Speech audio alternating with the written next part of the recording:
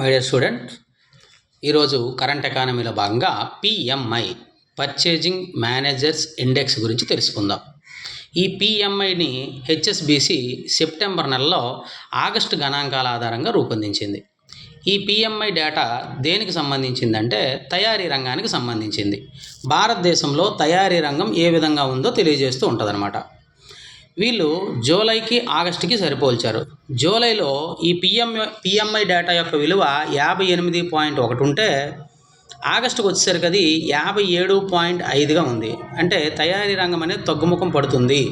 తయారీ రంగం తగ్గుముఖం పడితే నష్టం ఏంటి అంటే తయారీ రంగమే భారతదేశ జీడిపికి ఒక ఇంధనం లాంటిదన్నమాట. తయారీ రంగం ఎప్పుడైతే స్లో డౌన్ అవుతుందో జీడిపి కూడా తగ్గడానికి అవకాశం ఉంది అని తెలియజేస్తుంది. ఈ పిఎంఐ డేటాని ఏది ప్రచురించిందంటే హెచ్ఎస్బిసి.